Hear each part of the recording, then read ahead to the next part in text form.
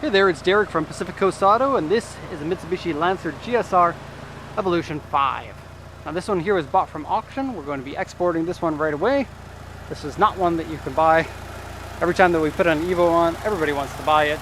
But Evos, they've gotten expensive. The 5 and the 6 and the 9, they're all the expensive ones. And these are not yet legal for the USA. When they become legal, they'll be even more expensive.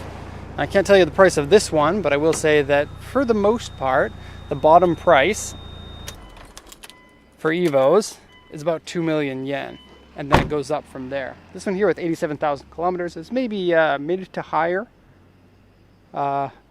grade slash price. Has a few modifications on it. The body on it is great. The interior is not so great, and mechanically it seems to be really good. So really no issues there.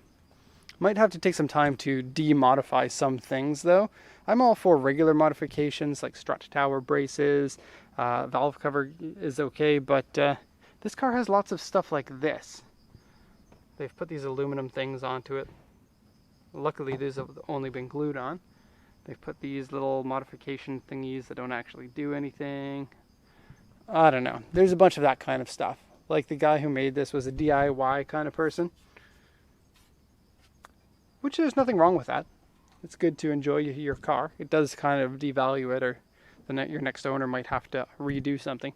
Anyways, the condition of the car, I'd say pretty good. Low mileage, had some things that needs to be addressed. Now, I do have the engine off here. The coolant, the oil, both of those are okay. It has a bunch of HKS Kansai decals on it. I'm not sure if the car actually has modifications to the internals of the engine, but we do have a Kevlar timing cover there, and coil pack cover. Timing belt was changed in 2009 at 66,000 kilometers, so that's good to see the timing belt changed before it's at 100,000 kilometers. Has a holder for the dipstick. A little bit of a weird modification. I guess people do that. Maybe it was just, I want to do some DIY stuff with my car, so I'll put this on. But usually that's evidence of a PCV that's plugged up and it's blowing your, under like high load, it's blowing your dipstick out. The strut tower brace is also HKS Kansai and attaches to the firewall, which is very cool, giving you that little bit of extra rigidity. And the Evos are already pretty rigid, I find. For a car of this era, they were one of the ones that, compared to the Impreza, I felt like it feels a lot more rigid. What else do we have here? Some sort of a modification here. I'm not sure what that's for. There's like little pipes and stuff to direct air around. I don't know. Maybe this guy just liked to tinker with things. I'll shut the hood now. We'll take a look at the rest of the car. Engine running condition is good. Has an aftermarket exhaust. Original suspension, which is odd. Oh, here's another thing. He's put a couple of shims underneath the hood here to prop up the back of the hood more than the front of the hood. You can probably see that. The idea, or what his idea was, is that I'll let some of the hot air escape through here. But unfortunately, it actually works the opposite. The way that it works is you're piling up all of your high pressure air here. That's causing the air to actually enter in, making your radiator slash intercooler not as effective, potentially. Also, when speaking of aero, these ones here, you could consider these to be something like a Gurney Flap. Typically, those would go in front of here to block off a portion of the air to allow that more air to exit, not have it at the end where it's literally doing nothing. And we can talk about Gurney Flaps a little bit more because he's put one onto the rear spoiler here, which actually will make a difference. And this is an adjustable wing, and nice to see that it's in the least attack position. This will actually give you the appropriate amount of downforce after 100 kilometers an hour, which you could be driving that fast. You could be. Anyways, let's go ahead and take a look at the auction inspection sheet, and I'll tell about the condition, then I'll show you the car. It's a 1998 Lancer Evolution 5. Notice it has Evolution 6 wheels on it, which are a size up from the 5. And they're Oz Racing wheels. The original wheels and the original Brembo brakes. Calipers have been, calipers are original. The discs are aftermarket slotted discs. They look like they're probably Project Mu because of the teal color, which is their color. Alright, 2000cc engine, and oh my gosh, these cars are so good to drive. If there's such thing as a perfect amount of like turbo lag, these cars have it. and the turbo is big. It gives you lots of power later on in the RPM, revolutions per minute. Yeah. Auction grade 3.5, interior and exterior are both C. I think the exterior can be B.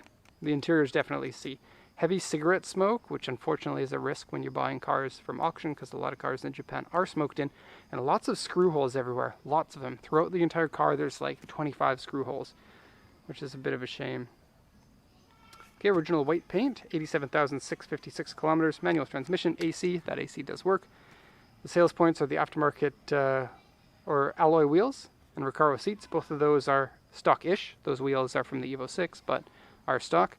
I'll talk a little bit about the difference between the 5 and the 6 visually because they are pretty similar. They both have the blistered fenders and widened front fender on them. And the only two that have those. I mean, they do have wider fenders on the other ones, but this plastic blistered fender is a 5 and 6 thing. Body here, A3, paint marks, paint cracks. Pretty good on both sides. Neither of those really anything to show. And then the back bumper has some paint marks. And then a little bit not glossy paint. Report here says windshield rock chip, interior scratched and wear, dirty and stain. There's a big splash of something in the back seat. End panel dented and clamp marks. Now I took a look for this, but you can't see unless you can go right underneath the car because the back bumper curls under. Let me just show you.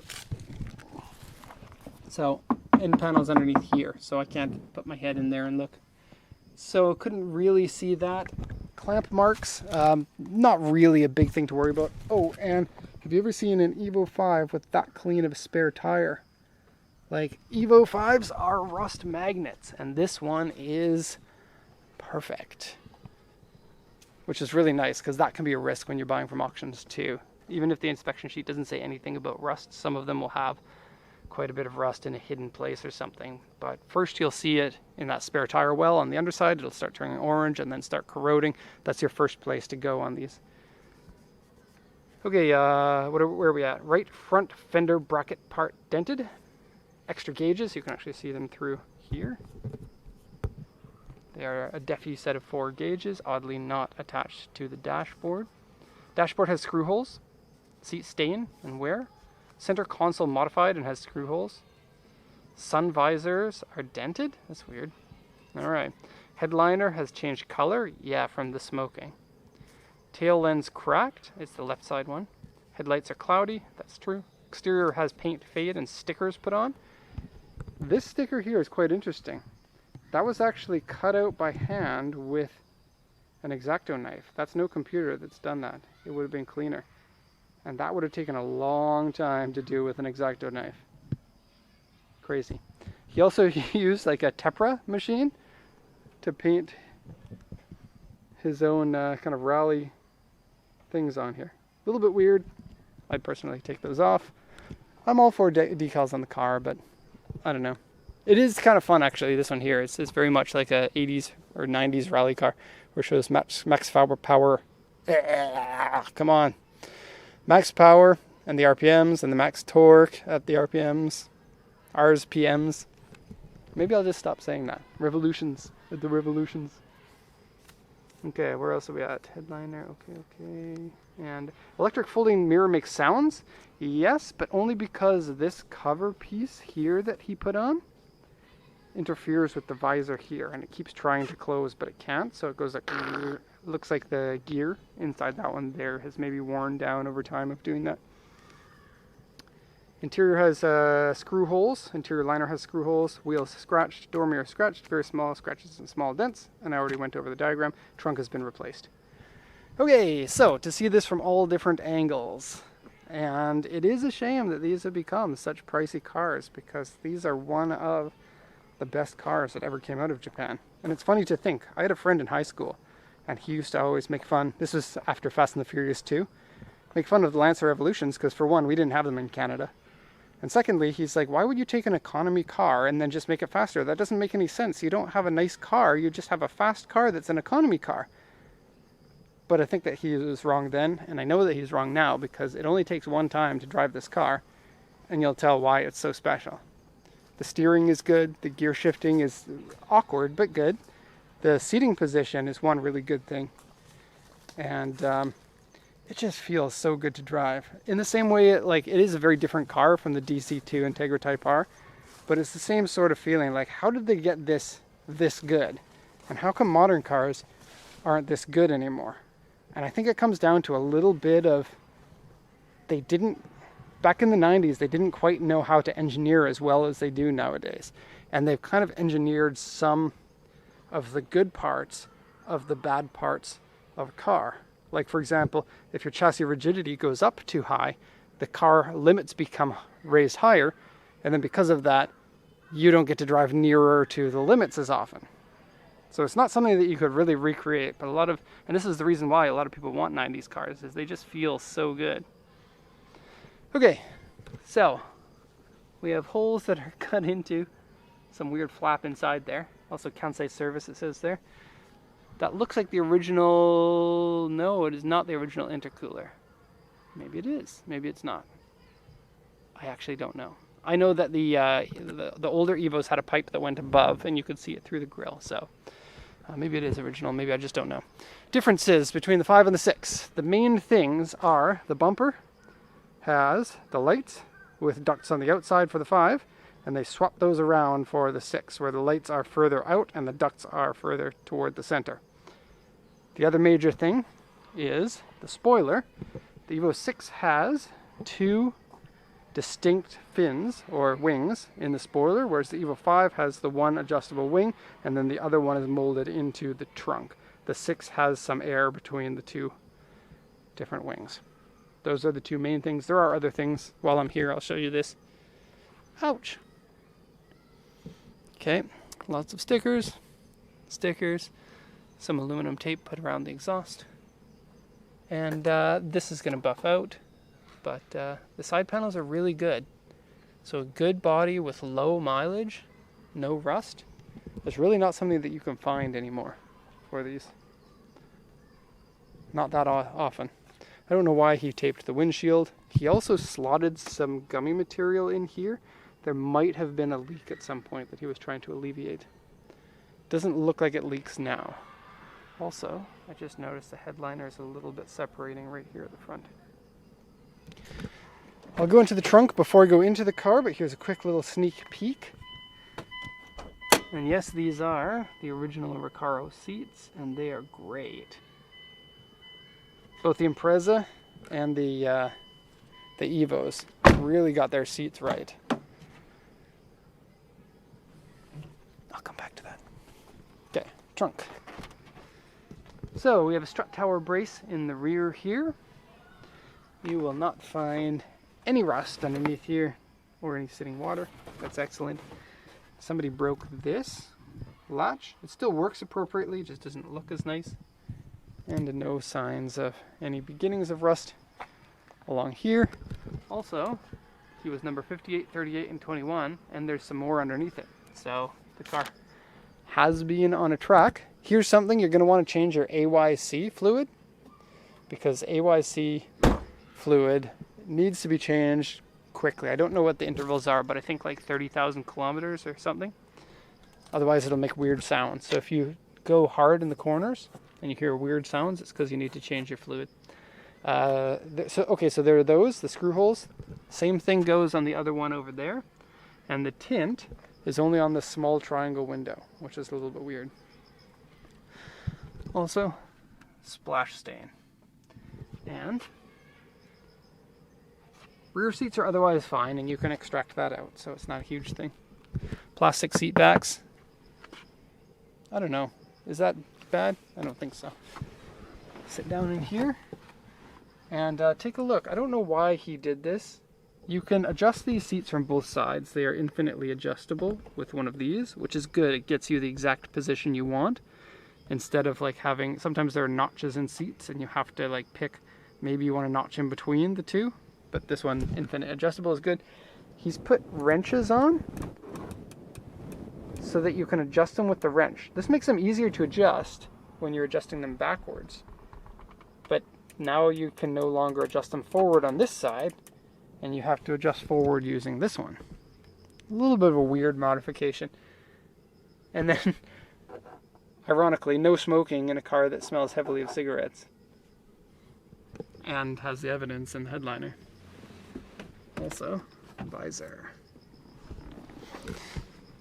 So I guess you can kind of see why at the beginning of the video I said it's a good condition car, but it has a lot of things that you kind of have to address on it. You can never get the mileage back on a car, and so it's, you know, good to have a nice low mileage car.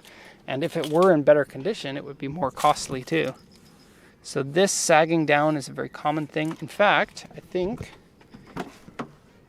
not here, the other side, he's glued it back on over here. And I did take a picture of this. Here a little bit. Maybe it's this one over here. Yeah. So you can see here that some glue was inserted all the way around. Okay, while I'm on this side, I'll show you some things. Screw holes in the dashboard. I'm not going to point them all out because I did that in another video, but they are everywhere. Okay, those gauges are cool, but they're not actually attached. As soon as you drive, they will fall down.